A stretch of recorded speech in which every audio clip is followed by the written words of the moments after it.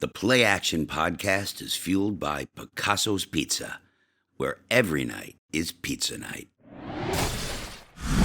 Welcome to the Play Action podcast. I'm Lance Lysowski, joined, as always, Katherine Fitzgerald. Katherine, we've got another... It's a rainy day. I guess that is pretty perfect for the topics that we're going to be talking about. It's the passing game again. That's a very, I guess, pertinent topic to start off with. And we're at that point where people aren't sure who's to blame, so the finger's getting pointed everywhere in terms of what the fans think is wrong with this offense. Yeah, emphasis on the fans. I think internally they're still like, we're good. Yeah. Passing game's good, which I don't know. I think there's work to be done there for sure. But like you said, there's different factors at play for it. It's not just one obvious thing that they can fix. Yeah, you see the frustration, like Josh Allen, like at this point, what's he going to say post game? Like, he's not the type of person to point the finger at somebody else. He pointed the finger at himself. Yeah. But you're right. I think that, from the outside, people like to oversimplify. It's got to be this person, that person, this group of people. But there are problems across the board, right? That's leading to some of these issues. And it really starts with those first downs. Joe Brady told us on Monday that he regretted not calling more passing plays early in the game. He kept trying to run the ball on first down. James Cook had 6 carries on first down in the first half. He gained 20 yards and fumbled. Yeah. Yikes. Yeah. I thought it was interesting hearing Joe Brady's comments on Monday, just talking about, what he did regret, what he thinks isn't working. And it's, different than what people are just saying when they're like, it's Joe Brady himself. That's all there is to it. I don't think that's true. I think there are things he can be doing better for sure. But I think, I like his approach of what he tells players is, if the game goes well, that's because of you guys. It's the players. If the game goes poorly, that's because of me, the offensive coordinator. I think that's a really important level of accountability that players are going to feed off of. Yeah. I mean, like, Josh Allen has missed some throws. He hasn't played like that superhuman, like people have gotten so accustomed to the play calling, like Joe Brady's admitted there's been times, he cut out all those wide receiver and tight end reverse plays, but there's other issues at play here. And at times, receivers just aren't getting open. Josh Allen had plenty of time to throw against Miami. Some of it, the Dolphins were disguising their coverages before the snap. So once the ball was snapped, what he thought he was going to see changed a little bit. So it creates a layer of indecisiveness. But also, like the receivers need to be better. And it's going to be interesting over the next few days here to see if Joshua Palmer's going to be back from his injury. He seemed to be very close to playing in Miami, and we're going to see Gabe Davis before long. It's inevitable. Gabe Davis is inevitable. I mean, it seems like they just have such a tendency at this point to bring back guys who know the system. And obviously Gabe's already here on practice squad, just working his way back from injury. I don't think he's going to totally change the offense. You don't think that either? No, and I think that the one thing that Gabe was really good at while he was here was when he knew while running a route when Josh was in trouble, when no one else is open. So he would break off his route and understand where to go to present at least a friendly check down target for Josh to go to. Stephon Diggs was very good at that. Right now, you're not seeing that as much in the offense. Some of it's, Khalil Shakir's been their best receiver, but a lot of his routes are short, intermediate stuff. So he's not going to be able to help in those certain situations, but Gabe understands Josh. Josh trusts Gabe, and especially while they're waiting for, Joshua Palmer to get back from injury.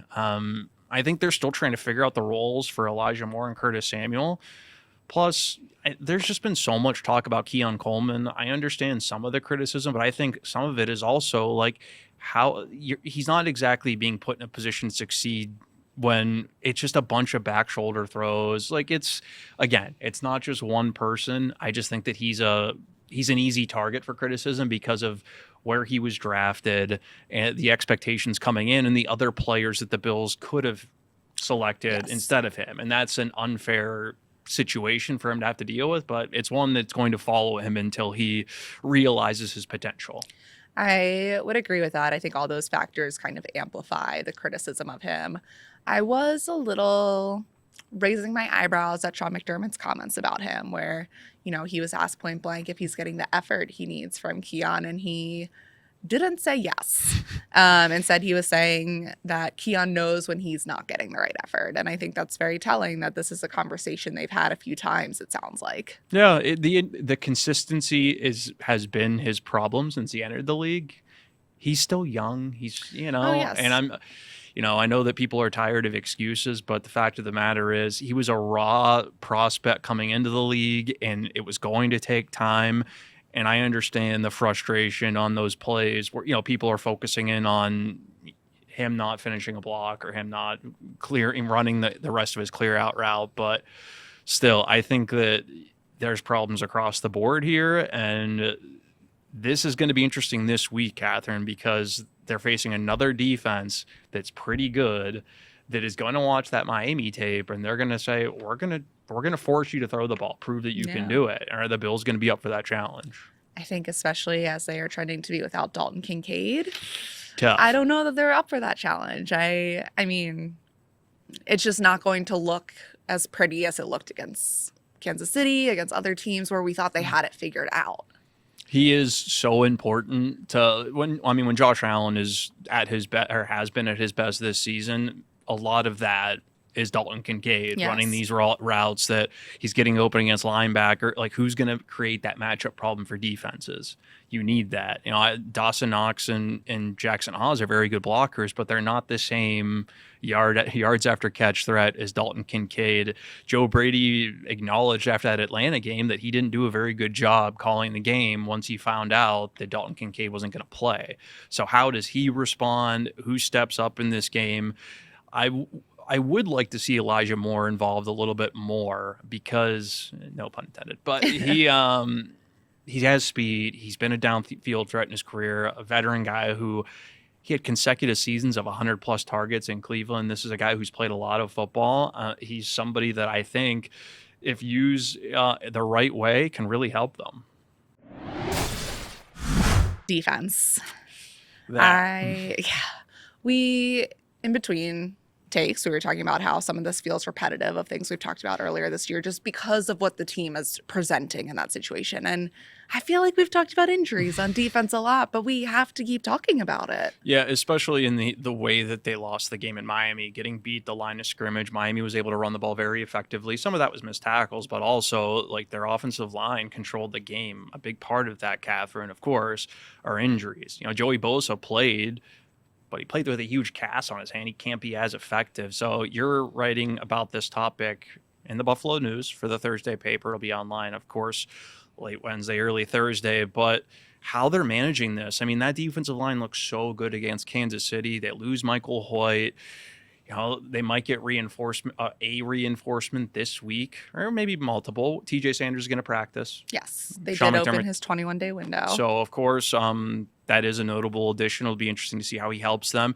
We'll see about AJ Epinesa. He missed the game in Miami because of a concussion, but this is a group. They haven't been able to develop any kind of continuity and with that chemistry this year because of so many injuries since really training camp. I've seen a theory a few places on the internet, so I don't know exactly who to credit it to, but there was such a concern coming into the season with Joey Bosa staying healthy. And it's like maybe the Bills did this voodoo where he's mostly healthy, the club hand, of course, but everyone else is getting hurt. Like, what is happening? So, it's like, what did they sacrifice? Yeah. Who did they sacrifice? But yeah, Landon Jackson's now done for the foreseeable future. Sean McDermott didn't want to put a timeline on it, but he tore his knee up. It's not good. And I think it's just kind of figuring out, what do we do? Daquan Jones playing defensive end is not a long-term solution. I credit him for his flexibility there and his willingness to do anything to help the team. But I don't think that's what you want in January. It is not. And they really showed their potential in that Kansas City game, in large part, I thought, because of what they were able to do in the middle of attacking the middle of Kansas City's offensive line. Yes. And Michael Hoyt was a big piece of that. Other guys contributed, of course, but you can't just rely on your defensive ends. In this case, we'll just say Greg Rousseau and Joey Bosa to get to the quarterback every snap. This is a defense that likes to only rush four guys. And to be able to do that, well, you need to win at the line of scrimmage. And Deion Walker, as we've talked about for weeks, Katherine, the highs are very high. He's showing what his potential is, which the Bills have to be overjoyed about, just considering the injury coming in, getting him in the 4th round. But there's also inevitable rookie growing pains that he's going through. And a lot of that is against the run.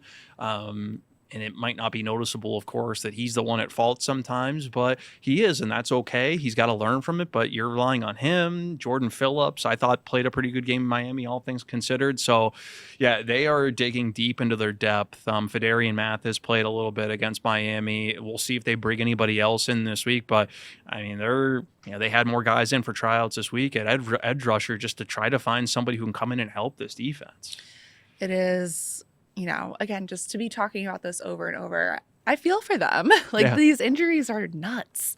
And they've been saying from the start of, we can't just blame injuries. We next man up. But when you next man up so many times, you run out of men to come up. Yes, you certainly do. And it's not impacting just the front four. It's also been their linebackers and their secondary. Now, their secondary, we'll see about this week. It was a big loss for them not to have Christian Benford and Taron Johnson against Miami.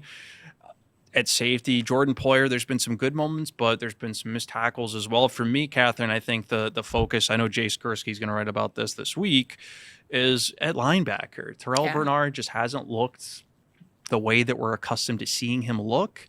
Of course, I'm sure that's related to injury. He dealt with the ankle coming out of that Atlanta game. Matt Milano's been back with that pectoral injury, but he also hasn't really looked 100%. They need Shaq Thompson back. Yeah. He's somebody who they brought in May, and you thought, well, they might get something out of him, they might not. But when he's been on the field, you could argue he's been their best linebacker, which is really impressive from his standpoint. And I won't even say it's bad, a bad sign for the team, because you know what? Guys played a lot of really good football in the league, and he's finally healthy. They just need him back on the field, because I think that if he's able to rotate in, then, if Bernard is dealing with an injury or Milano is still kind of working his way back, you can rotate guys in more, because those missed tackles in the run game against Miami were so noticeable. And although Tampa Bay doesn't run the ball as well, like Baker Mayfield likes to scramble, they're going to try to incorporate the run into their offensive game plan because of how poorly the Bills looked on tape coming out of that Miami game. Schedule doesn't get any easier, Katherine. It's funny, again, we talked about this last week, how one game can really shift the narratives or shift where a team is at, in the bigger picture. For the Bills losing against Miami, now they're 2 games back in the AFC East. We really shouldn't be talking about number 1 seed or home field advantage. This team, especially looking at the schedule coming up, they got to make the playoffs. You got to keep winning, and you've got to keep playing a more consistent brand of football, because it has been up and down offensively and defensively. And this week is going to be a significant challenge with the Buccaneers coming here. Yeah, I think this was always going to be an interesting game, but now it's okay, who are the Bills? It's week 11. We're still figuring out kind of their identity, and they have to figure that out against this Tampa Bay team that's 6-3 as well. The Tampa Bay blitzes a lot, and so if they're not able to run the ball or really, if they get behind the sticks, the Bills are going to be in trouble. Josh Allen's gotten sacked a lot on 3rd down, because you're in 3rd and 10, 3rd and 9 situations. A lot easier for a defense like the one Tampa Bay has for them to come at your quarterback. Plus, they really need Christian Benford back for this game. As much as I like the way that Maxwell Harrison really bounced back after that Jalen Waddle touchdown in Miami, they do need Benford, because Emeka Egbuka, the Buccaneers rookie wide receiver, is somebody you're going to have to stop, and he's going to be very difficult to stop. He's a very fast player, and this offense likes to push the ball downfield. And Benford, the way that he's looked in some of these games, he can certainly help them in that regard. Yeah, I think, we didn't get as much of a sense of how close he was to playing as we did with Joshua Palmer, where it was oh, he's close. Mm-hmm. But I am curious if the Bills did try to play it safe with anyone against the Dolphins. Obviously, that didn't work out. I don't think that's super likely, just given their tendencies.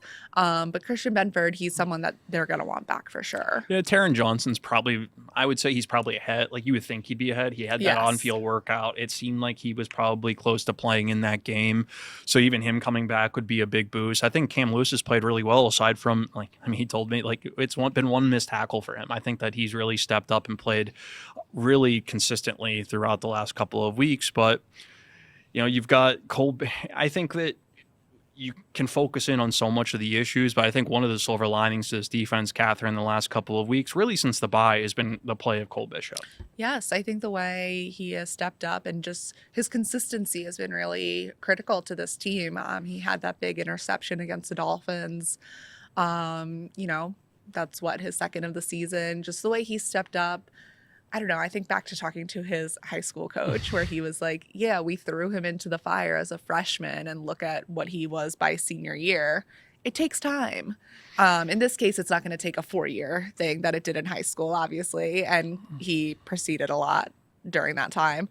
But I think just kind of, he's getting to develop into who the Bills thought he was going to be all along.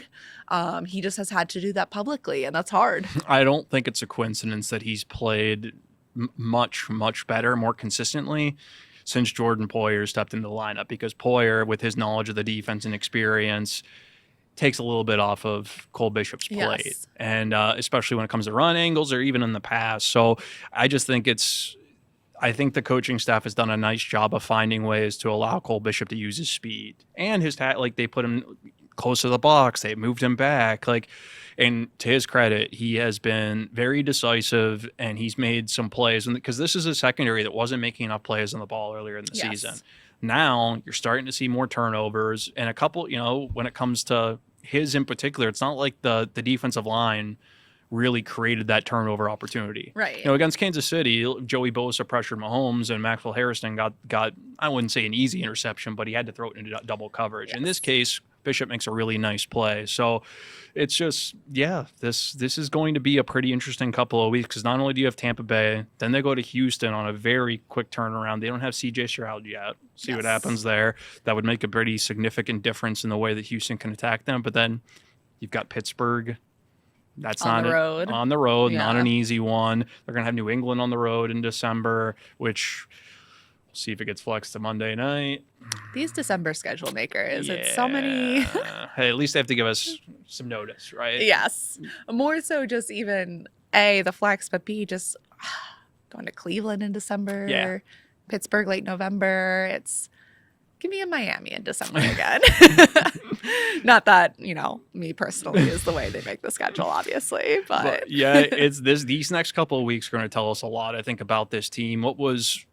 I'm sure that Jay talked about this on Further Review earlier this week, but the comments post game in Miami about how they wanted it more than us, and those are usually not the type of words you hear from this Bills team. No. How do they respond this week is going to be very telling. We will be there for the response every step of the way. Make sure you're reading at buffalonews.com and following along wherever you get your podcasts. We'll be back next week on a short week. Treat your team to the most flavorful pizza on game day at Picasso's Pizza. 4 great Western New York locations: Williamsville, West Seneca, Lancaster, and Blaisdell. Picasso's. We are Buffalo's Pizza since 1980. Order online today at picassospizza.net.